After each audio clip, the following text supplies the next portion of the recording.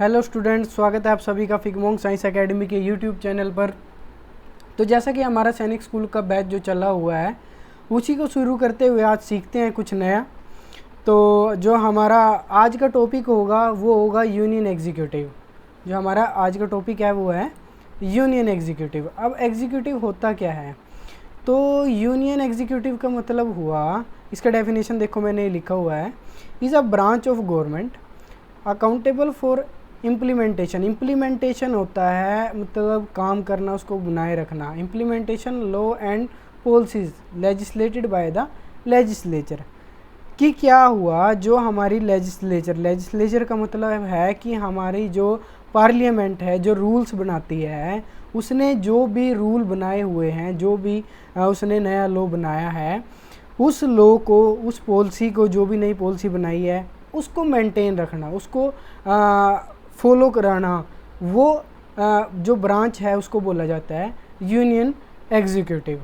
अब union executive में कौन कौन काम करते हैं? जैसे यूनियन एग्जीक्यूटिव के अंदर आता है president, vice president, prime minister और काउंसिल ऑफ मिनिस्टर्स, जितने भी मिनिस्टर होते हैं वो सभी, और person selected by the UPSC. UPSC मतलब union public service commission, union public service commission. इसमें सेंट्रल लेवल की भी है और स्टेट लेवल की। स्टेट लेवल की मतलब जैसे आप हरियाणा से हैं तो एचसीएस आ जाएगा, हरियाणा सिविल सर्विस। जैसे पंजाब से है पीसीएस आ जाएगा, पंजाब सिविल सर्विस। तो इस तरह से होता है, एक सेंट्रल लेवल पे होता है और एक स्टेट लेवल पे होता है। तो इसके अंदर आईएएस आते हैं, आईपीएस आते हैं, इसके अलावा दूसरे जो ऑफिसर्स हैं वो भी आते हैं। ठीक है, तो जो ये लोग हैं मिलके उस लॉ को जो भी बनाया गया है उसको क्या करते हैं, फॉलो कराते हैं, इम्प्लीमेंटेशन रखते हैं उसका। ठीक है, जो ये हमारा जो यूपीएससी का जो भी पर्सन है उनको बोला जाता है backbone of higher level bureaucracy. मतलब ज़्यादातर बैकबोन का मतलब क्या हुआ कि ज़्यादा मजबूत लोग यही है जो क्या कराते हैं, जो भी लेजिस्लेटेड हुआ है उसको फॉलो कराते हैं, इफेक्ट में लेके आते हैं। समझ पा गए हो? उसके बाद जो हमारा नेक्स्ट टॉपिक है जो हम यहाँ से इसको धीरे धीरे पढ़ेंगे, जैसे प्रेसिडेंट के बारे में पढ़ेंगे, फिर हम वाइस प्रेसिडेंट के बारे में, प्राइम मिनिस्टर के बारे में, काउंसिल ऑफ मिनिस्टर के बारे में, कि ये किस तरीके से काम करते हैं, किस तरीके से ये फॉलो कराते हैं।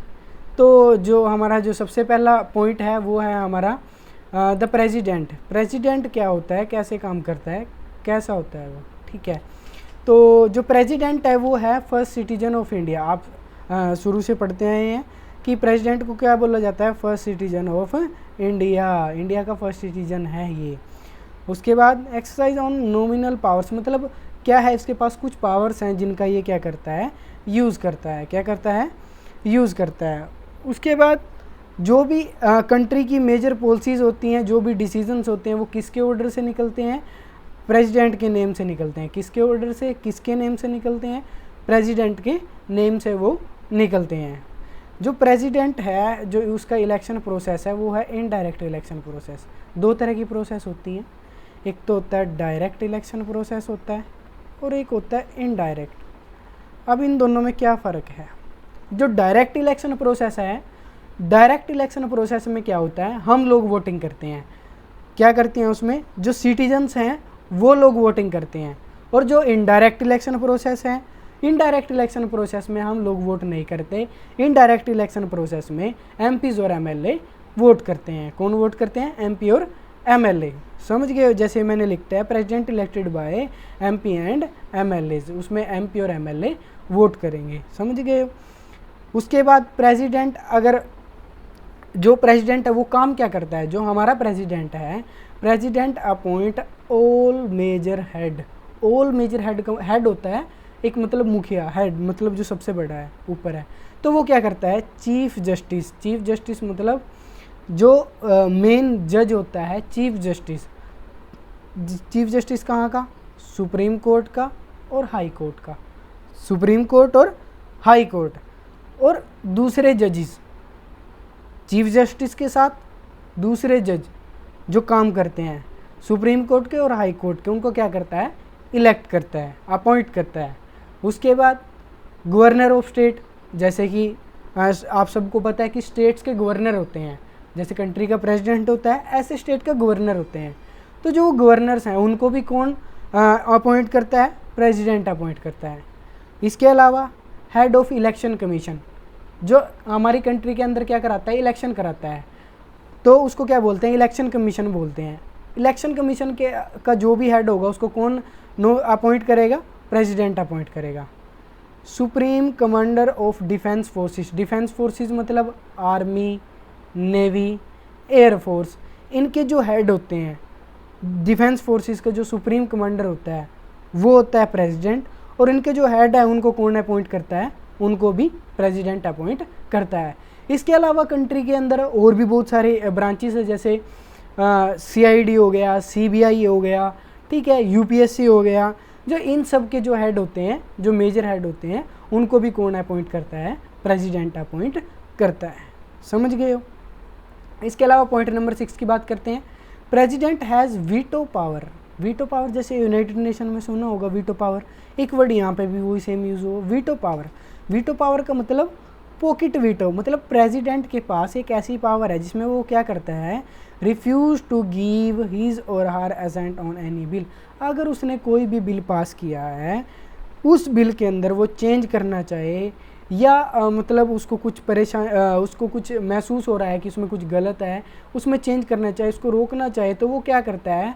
पॉकेट वीटो पावर का यूज़ करता है। किसका यूज़ करता है? पॉकेट वीटो पावर का यूज़ करता है। हमारी कंट्री में एक बार हुआ है जब जो हमारा ये पोस्ट ऑफिस है, पोस्ट सिस्टम है, इसमें इस बिल में एक अमेंडमेंट हुआ था, उसमें किया था प्रेसिडेंट ने इसका वीटो पावर, जिसको पॉकेट वीटो बोलते हैं, इसका यूज़ किया था। उसके बाद a bill passed by parliament become a law only after the president give assent on it. Parliament, एक वर्ड ध्यान रखना, पार्लियामेंट, इसके ऊपर आगे बात करेंगे हम, पार्लियामेंट याद रखना। तो क्या बोलता है, क्या बताता है? पॉइंट नंबर 7 हमें बताता है कि अगर कोई बिल पार्लियामेंट से पास होकर आता है तो वो तब इफेक्टिव होता है या तब अप्रूव्ड माना जाता है जब प्रेसिडेंट उसको क्या कर दे? परमिशन दे दे, उस पर अपने साइन कर दे। ठीक है। उसके बाद जो पॉइंट नंबर 8 है बताता है कि वो कैसा है? Like the queen of Britain, मतलब उसकी पावर्स, उसका वर्क, उसका जो भी स्ट्रक्चर है वो किसकी तरह है? क्वीन ऑफ ब्रिटेन, मतलब मानने को तो सब कुछ है, और अगर देखा जाए तो ज़्यादातर पावर्स नहीं है, उन पावर्स का यूज़ PM करता है। वो बात आगे समझ में आएगी, पावर्स का यूज़ PM कैसे करता है। जो प्रेसिडेंट है वो सिर्फ नाम का हेड है, लेकिन दूसरी तरफ देखा जाए तो उसके पास सारी पावर्स भी हैं। तो बोलते हैं उसको कि वो उसकी सिचुएशन कैसी है हमारी कंट्री के अंदर? Like the queen of Britain, जैसे ब्रिटेन की क्वीन है। तो चलिए नेक्स्ट टॉपिक की बात करते हैं। नेक्स्ट टॉपिक में आता है द वाइस प्रेसिडेंट। किसकी बात करते हैं? वाइस प्रेसिडेंट की बात करते हैं। जो वाइस प्रेसिडेंट है हमारा, तो वाइस प्रेसिडेंट, अभी प्रेसिडेंट पढ़ा, अब vice president elect for 5 year. कितने टाइम के लिए इलेक्ट करते हैं हम वाइस प्रेसिडेंट को? 5 ईयर का टाइम पीरियड उसका होता है। Second point, elected by indirect election process like president. Same election process है, जैसे प्रेसिडेंट का इनडायरेक्ट इलेक्शन प्रोसेस है, वैसे ही प्रेसिडेंट का इलेक्शन वाइस प्रेसिडेंट का इलेक्शन प्रोसेस है। तो इसमें भी क्या है? ये इनडायरेक्ट इलेक्शन प्रोसेस है। मैंने आपको फ़र्क पहले पिछली उसमें बताया था टॉपिक में कि 2 तरह का इलेक्शन प्रोसेस होता है, डायरेक्ट होता है और इनडायरेक्ट होता है। इनडायरेक्ट में हम लोग वोटिंग नहीं करते, डायरेक्ट में सिटीजन्स वोटिंग करते हैं। Chairman of Rajya Sabha, chairman of Rajya Sabha, Rajya Sabha को याद रखना, राज्यसभा का चेयरमैन होता है। ये क्या होता है? राज्यसभा का चेयरमैन होता है। पीछे पार्लियामेंट वर्ड यूज़ किया था, उसको ध्यान रखना। राज्यसभा पार्लियामेंट का ही एक पार्ट है। आगे उसकी बात करते हैं। तो चेयरमैन होता है, 5 ईयर के लिए होता है, ठीक है। इनडायरेक्ट इलेक्शन प्रोसेस से हम इसको इलेक्ट करते हैं। इसका रिमूव्ड प्रोसेस क्या है? रिमूव्ड प्रोसेस, हमारा जो ये एग्जीक्यूटिव सिस्टम है इसमें लगभग सबका रिमूव्ड प्रोसेस सेम है। उसका मैं बताऊंगा वो कैसे, आप देखो। Resolution of the Rajya Sabha passed by majority and agreed by the Lok Sabha. इसका मतलब ये हुआ कि अगर क्या राज्यसभा चाहे कि वो जो वाइस प्रेसिडेंट है उसको नहीं चाहती है, उसको रिमूव करना चाहती है, तो मेजॉरिटी के साथ राज्यसभा से पास करना होगा, और लोकसभा से भी उसको क्या कराना होगा, एग्री कराना होगा। अगर मैं इसको एक स्पेसिफिक नाम दूं तो इसको बोला जाता है इम्पीचमेंट। क्या बोला जाता है, इम्पीचमेंट बोलते हैं इसको। इम्पीचमेंट वो प्रोसेस है जिसमें क्या होता है कि क्या करते हैं, जो मेजॉरिटी के साथ 1/3 पार्ट क्या करता है, एक रेजोल्यूशन कर देता है कि हमें जो ये पर्सन है ये सही से काम नहीं कर रहा है और हमें ये नहीं चाहिए, तो इसको क्या बोला जाता है, ये प्रोसेस क्या होती है, इम्पीचमेंट। ये प्रेसिडेंट पे भी लगती है, ये चीफ जस्टिस पे भी फॉलो होती है, ये पीएम पे भी फॉलो होती है, ये सब पे फॉलो होती है। समझ पा रहे हो। तो उसके बाद जो हमारा पॉइंट नंबर 5 है, हमें बताता है take over the office of president. जो वाइस प्रेसिडेंट क्या है, प्रेसिडेंट के ऑफिस को मतलब बोलते हैं कि संभाल सकता है, उसका काम देख सकता है। कब, when post is empty. Empty मतलब जब पोस्ट खाली हो, किसकी वजह से, रीज़न ऑफ डेथ। मान लीजिए कि क्या हो गया कि किसी वजह से किसी कंट्री का, जो हमारी कंट्री का प्रेसिडेंट की डेथ हो गई है, तो फिर क्या होगा, वाइस प्रेसिडेंट क्या करेगा, उसके सारे काम को देखेगा। यह रिज़ाइनेशन, मान लेते हैं कि कंट्री के प्रेसिडेंट ने क्या कर दिया, रिज़ाइन कर दिया है पोस्ट पे, वो नहीं रहना चाहता, तब भी कौन देखेगा उसके काम को, वाइस प्रेसिडेंट।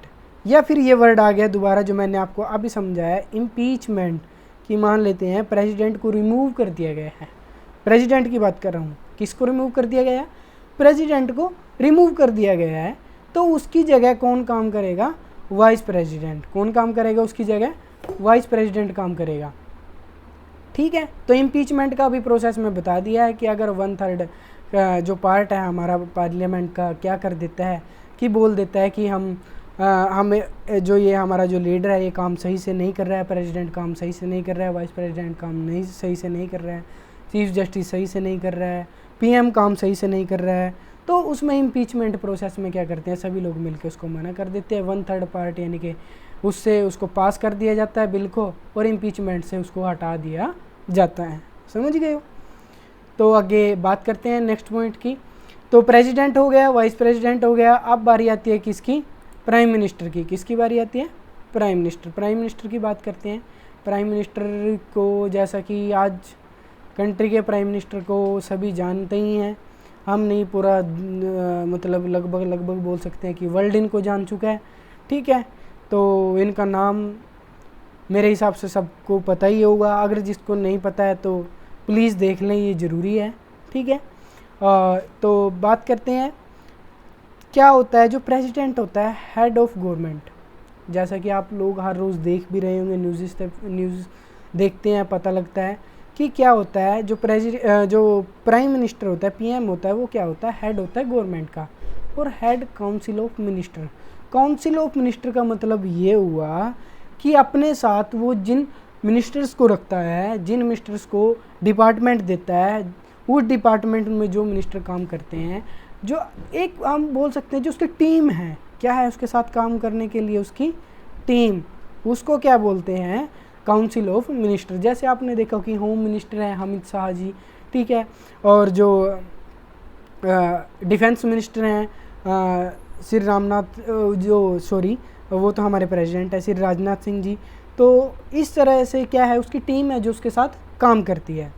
ठीक है, तो सेकंड पॉइंट बताता है PM is free to choose his minister from the member of parliament, कि जो मेंबर पार्लियामेंट के हैं तो पीएम की इच्छा होती है, वो फ्री होता है, वो किसी को भी कोई भी डिपार्टमेंट दे सकता है, मतलब खुद के हिसाब से, खुद की इच्छा से किसी को भी डिपार्टमेंट दे सकता है। जैसे आपने देखा होगा कि जो इससे पहले 2014 में जब इलेक्शन हुए थे, उसके बाद जो काउंसिल ऑफ मिनिस्टर बना, उसमें डिपार्टमेंट के जो मिनिस्टर्स थे वो कोई और थे।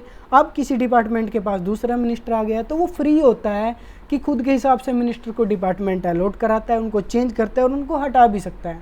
समझ पा रहे हो। तो उसके बाद थर्ड पॉइंट की बात करते हैं, there is no direct election to the post of PM. अब इसका मतलब थोड़ा ध्यान से समझो, इसका मतलब क्या है, no direct election to the post of PM. आप बोलोगे कि सर तो बेवकूफ़ बना रहे हैं, पीएम को हमने वोट डाला है तभी तो वो पीएम बना है। देखिए क्या है, जो पीएम है एक एमपी, क्या है, मेंबर ऑफ पार्लियामेंट। पीएम एक एमपी है, समझ पा रहे हो। हम पीएम को वोट नहीं करते हैं, हम एमपीज़ को वोट करते हैं। जैसे हरियाणा की बात कर लेते हैं, हरियाणा में 10 सीट्स हैं MP की, ठीक है। तो सभी पूरी कंट्री में क्या होता है, MP के लिए इलेक्शंस होते हैं। किसके लिए इलेक्शन होते हैं? MP। तो जितने भी जिस पार्टी के ज़्यादा MP होते हैं, मेजॉरिटी में MP होते हैं, उस पार्टी के MPs क्या करते हैं, अपना एक लीडर इलेक्ट करते हैं। जैसे हम क्लास में एक मॉनिटर चूज़ करते हैं ना, तो वैसे ही जैसे है तो मॉनिटर भी स्टूडेंट ही, तो ऐसे ही PM भी एक MP है, मेंबर ऑफ पार्लियामेंट है। लेकिन क्या किया गया है, जो मेंबर ऑफ पार्लियामेंट मेजॉरिटी में थे जिस पार्टी के, उन्होंने क्या किया, अपने एक लीडर को इलेक्ट कर लिया है, एक लीडर का नाम बताया, और वो लीडर क्या बन जाता है, PM बन जाता है। जैसे क्लास में स्टूडेंट होते हैं, तो स्टूडेंट में से ही किसी एक स्टूडेंट को क्या कर दिया जाता है, मॉनिटर बना दिया जाता है क्लास का। ऐसे ही PM है, सेम प्रोसेस है, वो भी MP है, वो भी स्टूडेंट है क्लास का, ठीक है, उसको मॉनिटर बना दिया गया, इनको PM बना दिया गया। समझ पा रहे हो? तो हम इस लाइन का मतलब ये हुआ कि हम उसके लिए डायरेक्ट इलेक्शन, PM के लिए डायरेक्ट इलेक्शन नहीं करते, हम MP को वोट देते हैं, और MP क्या करते हैं, अपने एक लीडर को इलेक्ट करते हैं, और वो क्या बन जाता है, PM बन जाता है। अच्छा, तो काउंसिल ऑफ मिनिस्टर की बात हुई, तो देख लेते हैं डिफरेंट कैटेगरीज ऑफ मिनिस्टर, किस किस तरह के मिनिस्टर्स होते हैं। सबसे पहला आता है कैबिनेट मिनिस्टर। कौन आता है? Cabinet minister. कैबिनेट मिनिस्टर कौन है? Most experience and top level leader. Most experience और टॉप लेवल लीडर, जो पार्टी के टॉप लेवल लीडर है, कंट्री के टॉप लेवल लीडर हैं, वो आते हैं कैबिनेट मिनिस्टर में। जैसे मैंने अभी पीछे आपको बताया कि फाइनेंस मिनिस्टर, डिफेंस मिनिस्टर होता है, होम मिनिस्टर होता है, फूड एंड सप्लाई मिनिस्टर होता है। इनको डिपार्टमेंट दे दिए जाते हैं, अलॉट करा दिए जाते हैं, काम करते हैं। जैसे होम मिनिस्टर अमित शाह हैं, defence minister Rajnath Singh, finance minister Shrimati Nirmala Sitharaman, ठीक है। तो वो क्या करते हैं, टॉप लेवल लीडर होते हैं, और उनको डिपार्टमेंट दे दिए जाते हैं। ये मोस्ट मतलब ये जो बोल सकते हैं हम PM की एक मेन टीम है। क्या है? मेन टीम है, जो अलग अलग डिपार्टमेंट्स को देखती है। दूसरे टाइप के होते हैं मिनिस्टर ऑफ स्टेट, जो स्टेट के मिनिस्टर होते हैं। Independent charge of smaller minister, मतलब इंडिपेंडेंट हैं लेकिन स्मॉल लेवल के मिनिस्टर हैं, ठीक है।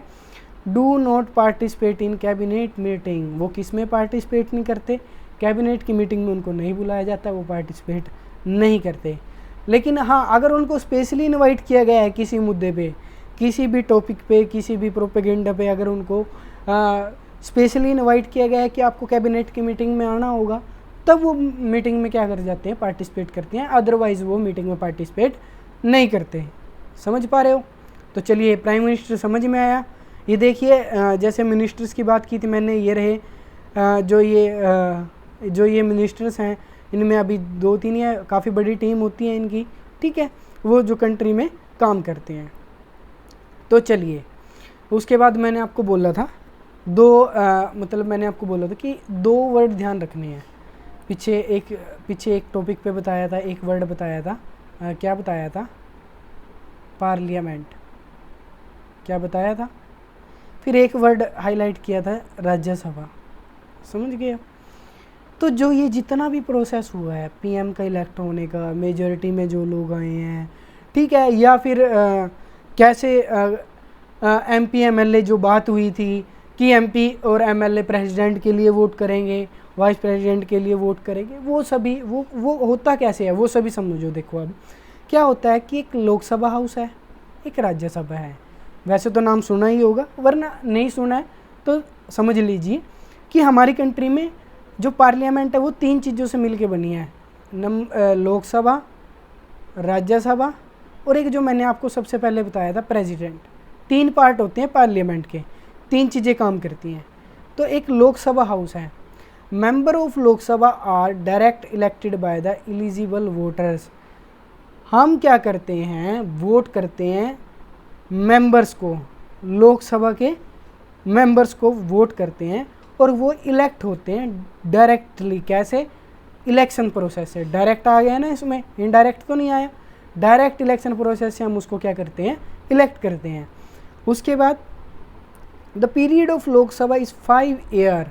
मैंने आपको पिछले टॉपिक में बताया था कि इनका टाइम पीरियड 5 ईयर्स का होता है। PM एक MP है, लोकसभा का मेंबर होता है, ठीक है, इनका टाइम पीरियड होता है 5 ईयर का। The maximum strength of 552 members. कि 552 मेंबर लोकसभा में मैक्सिमम हो सकते हैं, जिनमें से जो 530 हैं वो तो आते हैं स्टेट से, 20 आते हैं यूनियन टेरिटरी से, और जो 2 बच जाते हैं वो होते हैं एंग्लो इंडियन। कौन होते हैं वो? एंग्लो इंडियन होते हैं। Money bill can be introduced in the Lok Sabha, it grant the money for running and the administration of the country. Money bill का मतलब क्या हुआ? जो मनी बिल आएगा, मतलब जो मनी लॉ आएगा, जो बजट आएगा, वो आएगा लोकसभा में। और लोकसभा में आने के बाद मनी बिल होता क्या है कि कंट्री में कितना पैसा खर्च होगा, कितना किस सेक्टर में कितना पैसा लगाया जाएगा, कितना टैक्स इकट्ठा हुआ है, ठीक है। तो ये सभी प्रोसेस उसमें मनी बिल में इंट्रोड्यूस कराई जाती हैं। और मनी बिल इंट्रोड्यूस होता है सिर्फ लोकसभा में। राज्यसभा के पास जाता है, देखो राज्यसभा के पास जाता है, 14 डेज़ के अंदर अंदर उसको क्या करना होता है? उस बिल को या तो रिटर्न करना होता है या पास करना होता है। ये बिल सिस्टम है क्या? जो लॉ बनते हैं वो पार्लियामेंट में बनते हैं। सबसे पहले लॉ इंट्रोड्यूस्ड होता है लोकसभा में, उसके बाद वो जाता है राज्यसभा के पास, लोकसभा के पास हो जाने के बाद राज्यसभा, राज्यसभा के पास हो जाने के बाद वो चला जाता है प्रेसिडेंट के पास, और प्रेसिडेंट के साइन होते ही, प्रेसिडेंट के अप्रूव करते ही वो इफ़ेक्ट में आ जाता है। जैसे अभी जो मुद्दा चला हुआ है, जो ये जो फार्मर लॉ बने हुए हैं, इसको लेके ये लॉ पहले लोकसभा में इंट्रोड्यूस कराए गए, फिर राज्यसभा में इंट्रोड्यूस कराए गए, फिर प्रेसिडेंट ने इनको क्या कर दिया? अप्रूव कर दिया। समझ पा रहे हो? ऐसे होता है। तो जो मनी बिल है, मनी बिल सिर्फ कहाँ इंट्रोड्यूस होता है? लोकसभा में इंट्रोड्यूस होता है, राज्यसभा तक जाता है, राज्यसभा को 14 डेज़ में पास करना होता है, ये रिटर्न करना होता है, ठीक है। 14 डेज से ज़्यादा वो रख नहीं सकता। अगर उसकी एडवाइस लोकसभा मानना चाहे तो ठीक है, अगर नहीं मानना चाहे तो राज्यसभा को बिल पास करना होता है। More powerful than Rajya Sabha. जो लोकसभा है वो किससे पावरफुल है? राज्यसभा से ज़्यादा पावरफुल है। चलिए, लोकसभा की बात होगी, राज्यसभा की बात करते हैं। Member of Rajya Sabha are elected by elected member of state legislative assembly. जो राज्यसभा के मेंबर हैं वो कैसे इलेक्ट होते हैं? Elected the state legislative assembly. जो स्टेट के लेजिस्लेटिव असेंबली के मेंबर्स हैं वो किस में इलेक्ट होते हैं? राज्यसभा में इलेक्ट होते हैं। It is a permanent body, 1/3 of its member retire every 2 year. कि ये परमानेंट बॉडी होती है, इनका टाइम पीरियड होता है 6 ईयर का। कितने का? हर 2 साल बाद क्या होता है? इसका 1/3 पार्ट क्या हो जाता है? रिटायर हो जाता है। It has not more than 250 member. इसमें मैक्सिमम कितने मेंबर हो सकते हैं? 250 से ज़्यादा इसमें मेंबर नहीं हो सकते। इसमें भी वही है कि 12 मेंबर इसमें एंग्लो इंडियन आते हैं, जिनको कौन इलेक्ट करता है? प्रेसिडेंट इलेक्ट करता है। The Rajya Sabha does not exercise much power over money bill. Money bill pay Rajya Sabha क्या है? पावरफुल नहीं है। मैंने आपको पहले भी बताया कि 14 डेज में क्या करना होगा? वापस करना होगा, या 14 डेज में उसको अप्रूव करना होगा। समझ गए हो? लेस पावर देन दी लोकसभा।